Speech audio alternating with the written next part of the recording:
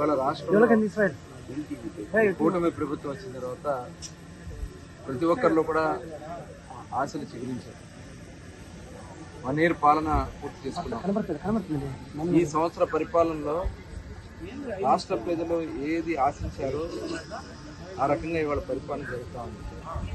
ముఖ్యంగా సంక్షేమ కార్యక్రమాలు ఇవాళ పెన్షన్లు ఇవ్వడం కానీ, మరి 3,000 ఉన్నటువంటి పెన్షన్ని 4,000 రూపాయలు చేసి భారతదేశంలో ఏ రాష్ట్రం ఇవ్వని విధంగా 64 లక్షల మందికి ఇవాళ పెన్షన్ అందిస్తుంది.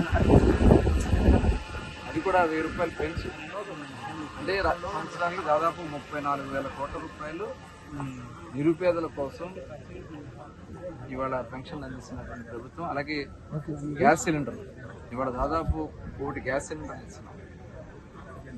అలాగే ఇవాళ తల్లికి వందనం, ఎంతమంది పిల్లలు ఉంటే అంతమందికి 15,000 రూపాయలు చొప్పున దాదాపు 67 లక్షల మందికి ఇవాళ తల్లికి వందన కార్యక్రమాన్ని అందిస్తున్నాం. అలాగే మరి త్వరలోనే రైతులకి ఏదైతే అన్నదాత సుఖీభావ కింద ఇవ్వడానికి 20,000 రూపాయలు ఏదైతే నిశ్చయించామో కేంద్ర ప్రభుత్వం విడుదల చేసిన వెంటనే 3 విడతలుగా వారికి అందించే కార్యక్రమాన్ని కూడా శ్రీకారం చుట్టాం. ఉచిత బస్సు ప్రయాణం, మరి ఒక పక్క ఎక్కడ ఎవరి ఇబ్బందుల్లో ఉన్నా ఇమ్మీడియట్గా చేసుకుంటూ ముందుకెళ్తున్నాం. ఆగిపోయిన పనులన్నీ కూడా ఇవాళ పోలవరం పనులు స్టార్ట్ చేసాం, రాజధాని అమరావతి పనులు స్టార్ట్ చేసాం.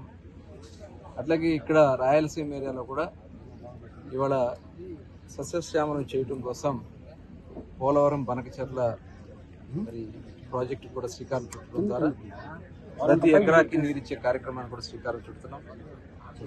అదేవిధంగా ఈరోజు ముఖ్యంగా రాయలసీమ ప్రాంతాల్లో ఉన్నటువంటి అవకాశాలతో మరి ఓరకల్ బెంగళూరుకి మధ్యన ఒక అద్భుతమైనటువంటి ఎలక్ట్రికల్, ఎలక్ట్రానిక్స్ అండ్ సాఫ్ట్వేర్ సంబంధించిన అన్నీ కూడా ఈ ప్రాంతాలకు రాబోతా ఉన్నాయి. ఈ రాష్ట్రాన్ని అన్ని విధాలు కూడా ముందుకు తీసుకెళ్ళడానికి గౌరవ ముఖ్యమంత్రి గారు మరి అహర్నిశలు కష్టపడుతూ ఉన్నారు. అటు కేంద్ర ప్రభుత్వ సహాయ సహకారాలు నరేంద్ర మోడీ గారు కూడా ఇవాళ సపోర్ట్ చేస్తూ ఉన్నారు. ఇవాళ అన్నీ కూడా పవిత్రత, తిరుమల తిరుపతి పవిత్రతని మళ్ళీ పునరుద్ధరించుకున్నాం. దేవాలయాలన్నీ కూడా ఇవాళ అన్నదాన కార్యక్రమాలు నిర్వహించబడుతూ ఉన్నాయి. రోడ్లన్నీ గుంతలు పడిపోయిన రోడ్లన్నీ కూడా గుంతలు పూడ్చుకున్నాం. ఇన్ని మంచి కార్యక్రమాలు చేసుకెళ్తామంటే మళ్ళీ ఈ రాష్ట్రాన్ని ప్రజలు బుద్ధి చెప్పారు.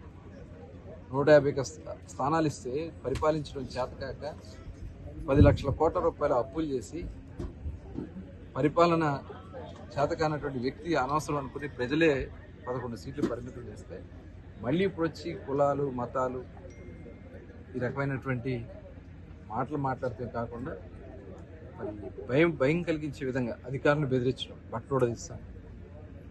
అట్లాగే రప్ప ఒక ముఖ్యమంత్రిగా పనిచేస్తున్నటువంటి వ్యక్తి ఇవాళ మళ్ళీ శాంతి భద్రత భంగం కలిగించే విధంగా కార్యక్రమాలు చేయడం అనేది చాలా దురదృష్టకరం. డెఫినెట్గా ప్రజాస్వామ్యంలో ఎప్పటికైనా సరే శాశ్వతంగా ఇలాంటి వ్యక్తుల్ని ప్రజలు పక్కన పెడతారు. ఇవాళ మళ్ళీ ఈ రాష్ట్రాన్ని అనుకున్న విధంగా ముందుకు తీసుకెళ్తున్నాం.